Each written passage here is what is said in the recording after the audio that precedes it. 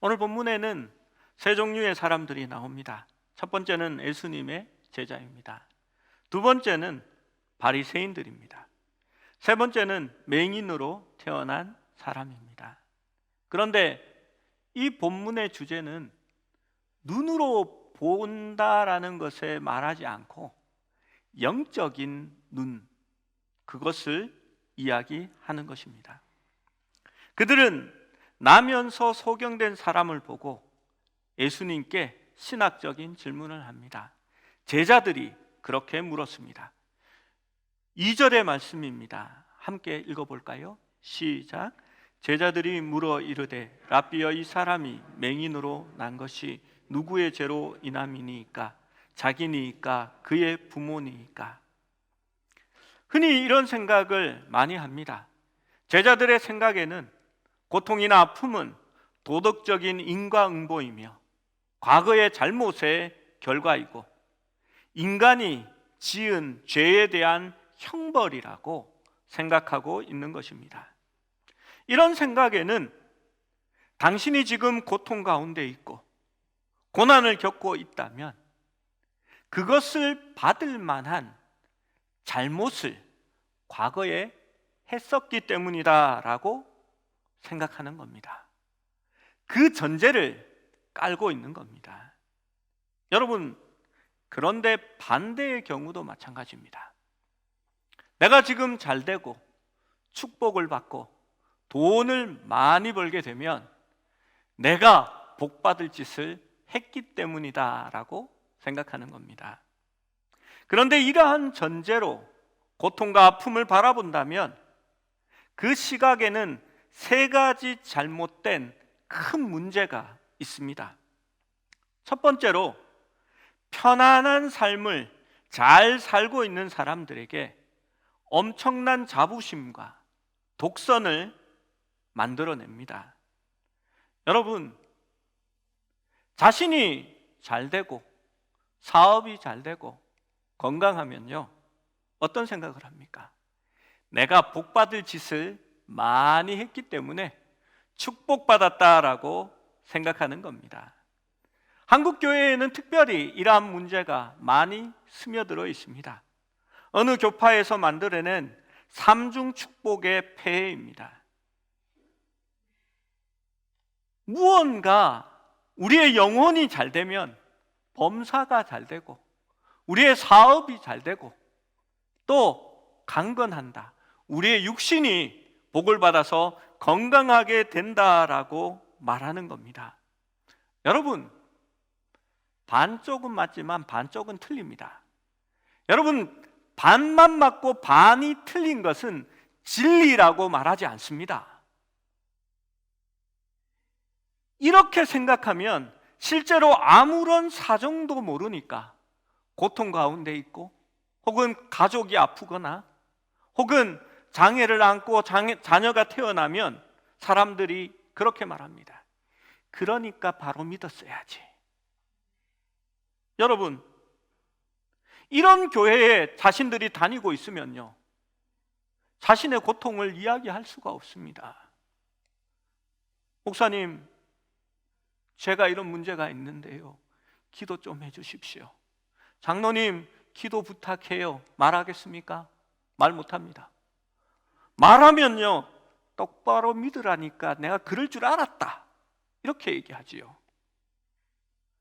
괜히 구설수만 오르게 되는 겁니다. 그런데 반면에 좋은 일이 있으면 자랑하고 소문내기를 원합니다. 그래서 내 자녀가 좋은 대학에 가면, 아, 목사님, 내가 교회 생활 열심히 했더니 하나님이 축복을 주셔서, 아, 우리 애가 무슨 대학 아시죠? 그 미국의 유명한 Y로 시작하고 H로 시작하는 거기 갔습니다. 이렇게 힘을 주게 됩니다. 좋습니다. 얼마나 좋은 기쁜 소식입니까? 그런데 반면에는 이러한 생각이 깔립니다. 목사님 아들 재수하지, 거봐, 목사님 똑바로 하라니까. 여러분, 평범한 삶, 평안한 삶, 무언가 잘 되면 자기가 잘난 줄 압니다. 자부심을 느낍니다. 독선이 나타납니다. 잘못된 생각에서 기인하는 겁니다. 둘째로, 이러한 생각은 실제 사실이 아닙니다. 성경에 한두 사람의 예를 들어서 아브라함이나 요셉과 야곱과 같은 그런 사람들을 들어서 이들이 축복을 받았다라고 말합니다. 그런데 성경에 반대되는 사람이 더 많이 있습니다. 여러분, 바울을 생각해 보십시오. 스데반을 생각해 보십시오. 야고보를 생각해 보십시오. 그들은 복음을 위하여 유리하고 핍박과 목숨도 내놓았습니다. 복음을 위해서니까 영광이지요 할 수 있습니다. 그런데 아벨을 생각해 보십시오. 예배 잘 드렸더니 형한테 돌로 맞아 죽었습니다. 여러분, 바세바의 남편 우리아를 생각해 보십시오. 충성된 일꾼이었습니다. 나라를 위해 헌신했습니다. 하나님의 종이었던 다윗을 위해서 절제하고 그에게 충성했더니 죽임을 당했습니다. 여러분, 억울하지 않습니까? 그들이 잘못해서 고난과 아픔을 당했습니까? 여러분, 이러한 전제는 실제로 맞지 않습니다. 그런데 이것이 더 나쁜 것은요, 고통당하는 사람들에게 엄청나게 잔인하다는 것입니다. 욥기에서 욥의 친구들은 실제 제자들처럼 생각했습니다. 그들은 욥에게 찾아와서 끊임없이 이야기합니다. 네가 무언가 잘못했어. 죄를 지었으니까 벌을 받는 거야. 이 죄를 회개하지 않으면 네가 복을 받을 수 없어. 그러니까 무엇을 잘못했는지 잘 생각해봐. 네가 회개하면 지금 시작은 미약할지라도 이제부터 나중은 창대해질 거야. 그러니까 네가 잘못한 것을 인정해라고 말합니다. 우리가 잘 아는 그 본문, 식당에 갈 때마다 써붙여 있는 그 말씀, 내 시작은 미약하였으나 끝은 창대하리라 말은 그렇게 해서 나온 말입니다. 예수님은 일반적으로 죄가 고통을 일으킨다는 것에 대해서 동의하십니다. 죄의 삭은 사망이요, 그것이 우리를 아프게 하고 힘들게 하는 것이 맞습니다. 그러나 개인의 고통이 필연적으로 개인의 죄 때문에 온다라는 것을 예수님께서 절대 그렇게 말씀하시지 않았습니다. 하나님께서 욥기의 끝에서 욥의 세 친구의 생각을 부인하셨던 것처럼 예수님도 오늘 본문에서 그것을 거절하십니다. 이 고통은 이 사람이나 그 부모의 죄로 인한 것이 아니라 그에게서 하나님의 하시는 일을 나타내기 위함이다 라고 말씀하신 것입니다. 세 번째로, 제자들은 순종을 신학적인 토론으로 바꾸어 놓았습니다. 사실 이것은 우리가 자주 하는 일입니다. 하나님께 순종하여야 하고 말씀에 그냥 순종해야 하지만 신학적인 토론으로 바꾸어 버리는 겁니다. 사실 제가 눈멀었다라고 한다면 나는 보고 싶을 뿐이지 남들에게 나의 상황을 두고 토론을 하는 것을 저는 남들이 토론을 하는 것을 원하지 않을 겁니다. 야고보서 2장 14절에서 17절의 말씀은 이렇게 말합니다. 함께 읽어보겠습니다. 시작. 내 형제들아, 만일 사람이 믿음이 있노라 하고 행함이 없으면 무슨 유익이 있으리요? 그 믿음이 능히 자기를 구원하겠느냐? 만일 형제나 자매가 헐벗고 일용할 양식이 없는데 너희 중에 누구든지 그에게 이르되 평안히 가라, 덥게 하라, 배부르게 하라 하며 그 몸에 쓸 것을 주지 아니하면 무슨 유익이 있으리요? 이와 같이 행함이 없는 믿음은 그 자체가 죽은 것이니라. 여러분, 말로는 토론할 수 있습니다. 그런데 행하지 않으면 아무 소용이 없습니다. 고난 가운데 있는 사람에게 네 고난이 무엇 때문에 왔다라고 토론하기는 좋습니다. 그러나 정작 그에게 필요한 것은 도움이요 긍휼인 것입니다. 벌써 한 13년, 14년이 지난 것 같습니다. 한 성도가 운영하는 큰 공장에 신우 예배를 드리는데 간 적이 있었습니다. 이분은 한 달에 한 번씩 모든 직원들을 불러다가 신우 예배를 드리고 있었습니다. 그리고 한 번은 저에게 와서 말씀을 전해 달라는 부탁을 받았습니다. 제가 1시간 정도 일찍 도착했더니 그분의 사무실에 저를 데려가서 자신이 얼마나 많은 하나님의 축복을 받았고 하나님이 얼마나 많은 물질을 부어주셨는지를 자랑하셨습니다. 예배를 끝마치고 나자 한 분이 찾아와서 목사님께 기도를 받았으면 좋겠다라고 얘기했습니다. 그래서 제가 무엇 때문에 그러는지 그분의 사정을 이야기를 들었습니다.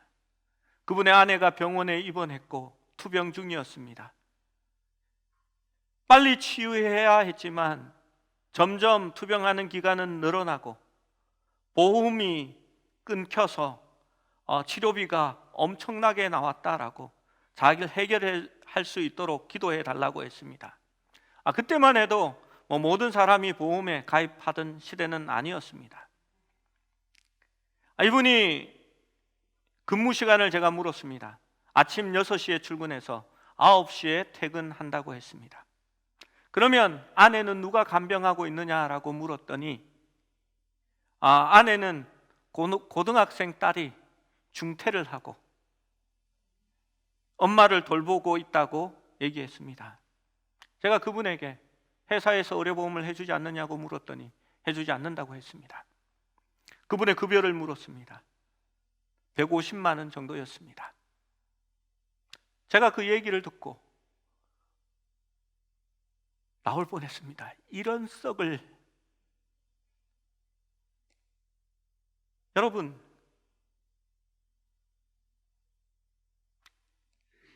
무엇이 예배입니까? 와서 좋은 말씀을 들으면 축복을 받은 것입니까? 하나님이 복을 주셨다면 그 복을 자신을 통해서 축복의 통로로 흘려내보내야 하지 않을까요? 어떤 사람이, 저는 솔직히 그 성도님이 이해가 되지 않았습니다. 저를 신우 예배를 드려달라고 불렀던 그 우리 교회 성도 말입니다. 우리 이 교회 말고, 우리 교회 말고 옛날 그 교회.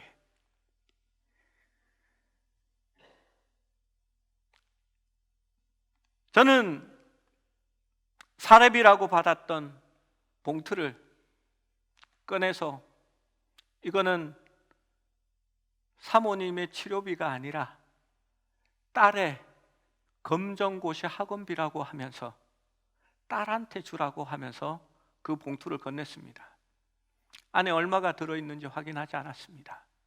좀 두둑하니까 많이 들어있겠지 하고 그렇게 건네고 말았습니다. 여러분, 어떤 사람이 당신의 집 문 앞을 두드리면서 배가 고파요, 음식을 좀 주실 수 있나요? 라고 말합니다. 야고보서 2장에는 이렇게 말합니다. 야고보는 우리가 믿음을 행함으로 보이라 라고 말합니다. 그런데 우리는 기도의 신학에 들어갑니다. 성경을 샅샅이 뒤지고 하나님이 기도에 응답하신다라는 사실을 말해줍니다. 그리고 기도의 능력에 대해서도 알려줍니다. 야고보는 말합니다. 그것이 무슨 소용이 있느냐라고 말합니다.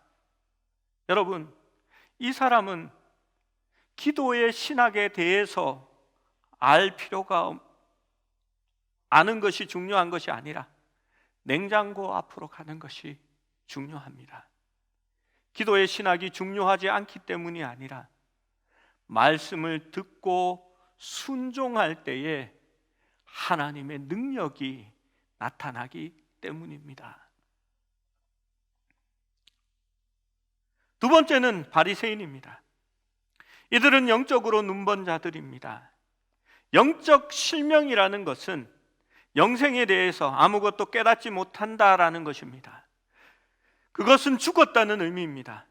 사실 우리는 육체적으로 살아있고 육체적으로 보고 있지만 성령을 통하여서 우리가 거듭나지 않았다면 영적으로는 죽었고 영적인 눈은 실명되어 있는 상태입니다.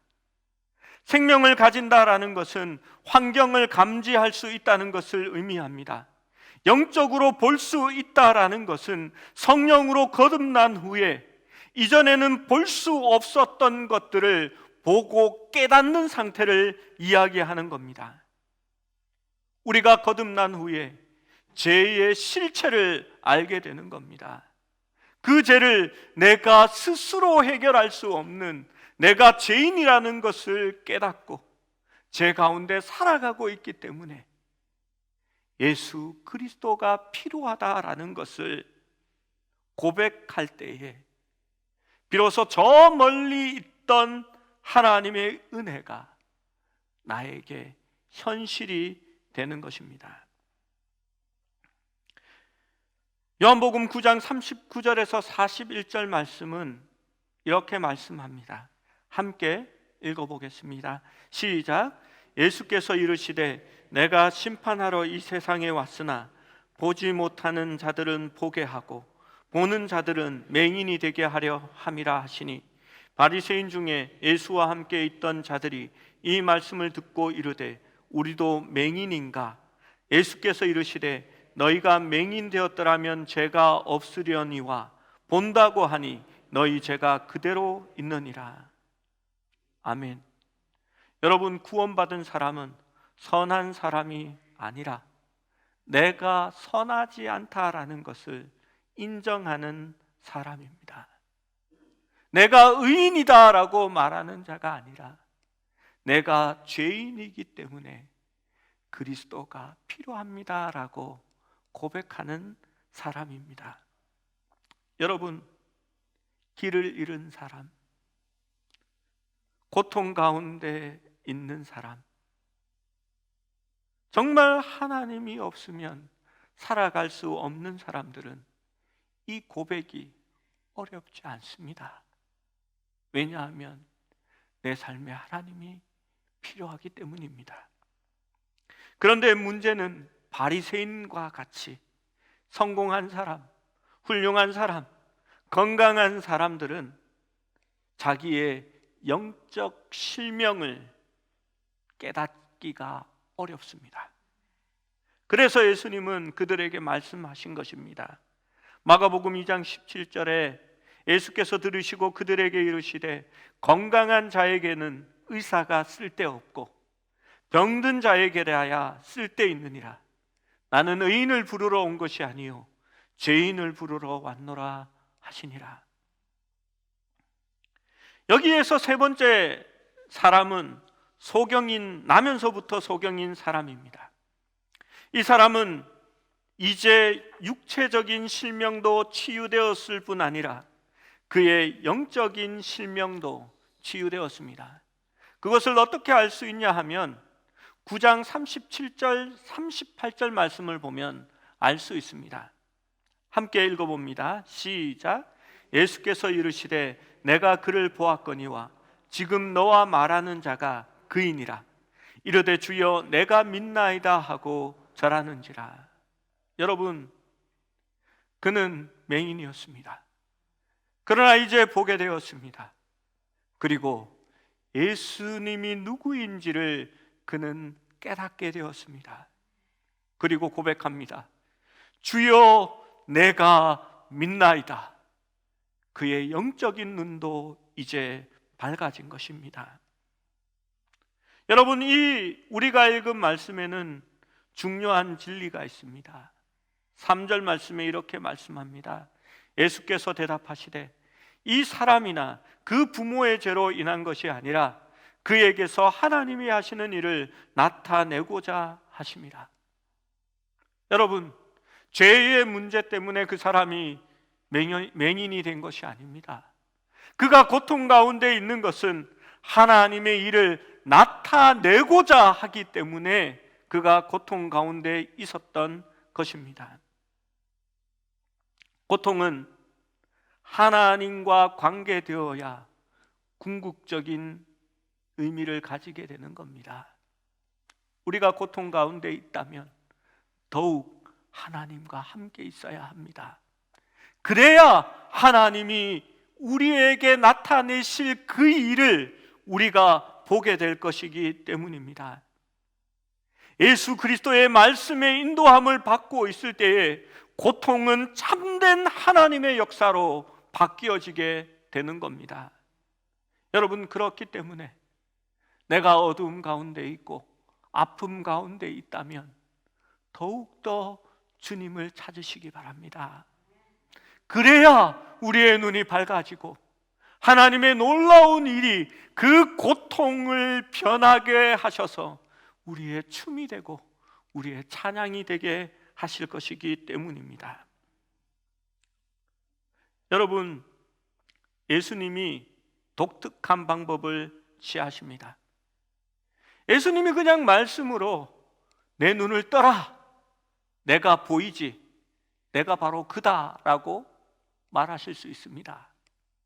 그런데 예수님은 땅에 침을 뱉고 그 침을 진흙과 이개어서 그 소경의 눈에 발라줍니다. 여러분, 성경에 있는 예수님의 치유하심 중에 예수님 죄송합니다, 제일 더럽고 안 좋은 방법인 것 같습니다.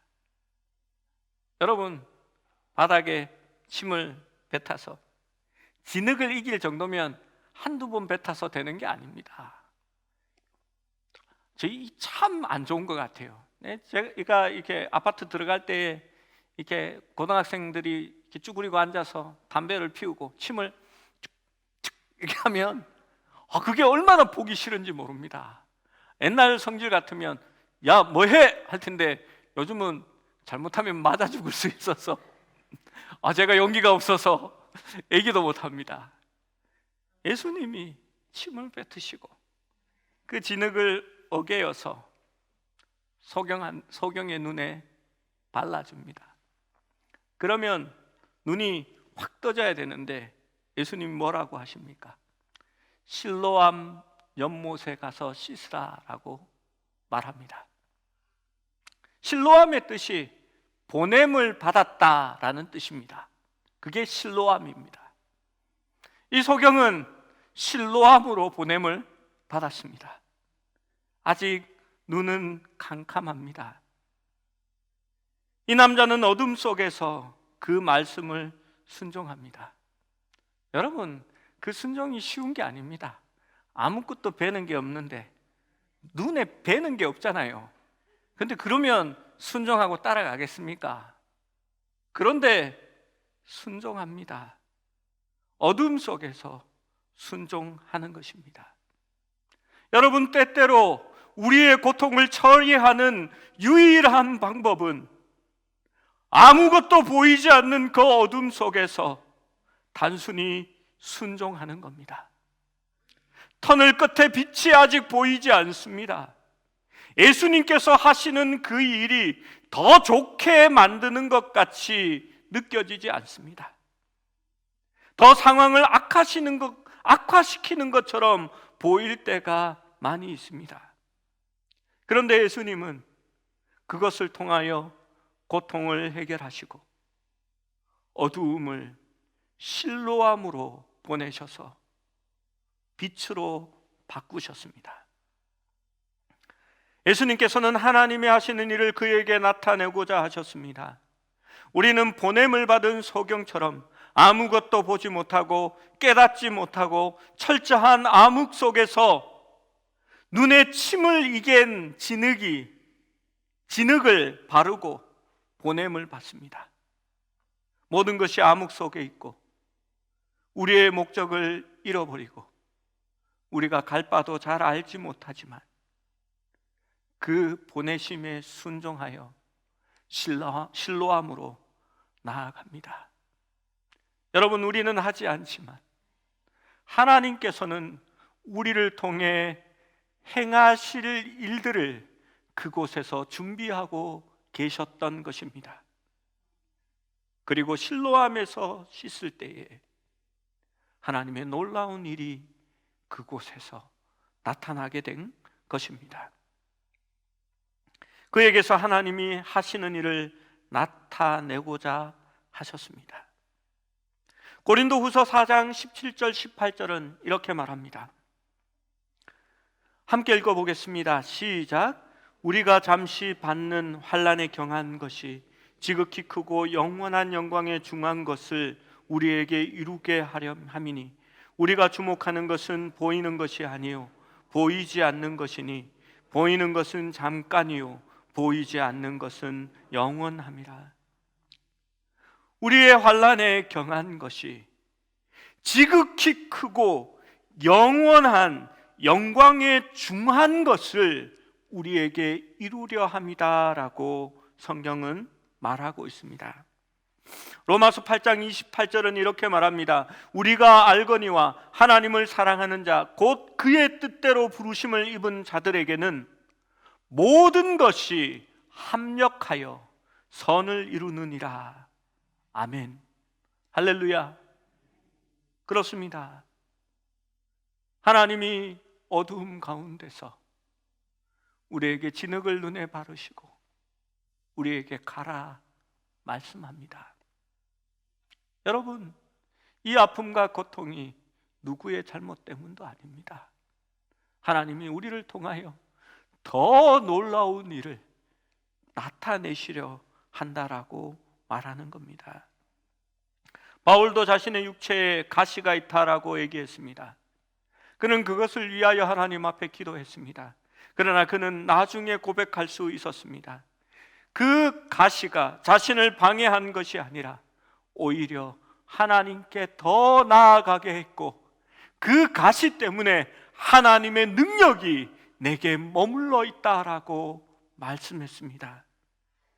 요셉은 자신의 비참한 생애를 회고하면서 자신을 팔았던 형들에게 당당히 말했습니다. 당신들은 나를 해하려 하였으나 하나님은 그것을 선으로 바꾸사 오늘과 같이 만민의 생명을 구원하게 하시려 하셨나니. 요셉은 자신의 과거를 보았습니다. 그는 그것을 부인하지 않았고 그 어려운 일들을 축소하지도 않았습니다. 그러나 그는 지나온 역경이 당시에는 상상조차도 할 수 없었던 하나님의 놀라운 목적을 이루기 위한 의미 있었던 일이라는 것을 비로소 깨닫게 된 것입니다. 사랑하는 여러분, 우리가 지나오면서 겪었던 많은 아픔들이 있습니다. 교회적으로도 힘든 일들이 많이 있었습니다. 그리고 우리 청년들 정말 어둡고 긴 터널을 지나갑니다. 언제 끝이 날지, 언제 밝은 빛이 도래할지 때로는 힘이 없고 나약하게 느껴질 때도 있습니다. 여러분, 우리는 어두운 밤에, 캄캄한 밤에 실로암으로 눈에 진흙을 발라 보냄을 받은 사람들입니다. 그 찬양 아시지요? 제가 중학교 때 그때 참 많이 불렀는데 어두운 밤에 캄캄한 밤에 새벽을 찾아 떠난다. 그게 실로암으로 보냈던 서경의 심정입니다. 아무리 밖이 밝아도 내 눈에는 지극히 어두운 어둠밖에 있지 않습니다. 아직 고통의 의미도 모르고 주님이 우리의 눈에 발라주신 진흙이 말라가지만 주님이 우리를 보내신 곳으로 순종하며 나아가 봅시다. 하나님의 놀라운 일을 마침내 실로암에서 보게 될 줄로 믿습니다. 사랑하는 여러분, 끝까지 순종하여 하나님의 복을 누리기 원합니다. 낭망하지 마십시오. 누구의 죄 때문도 아닙니다.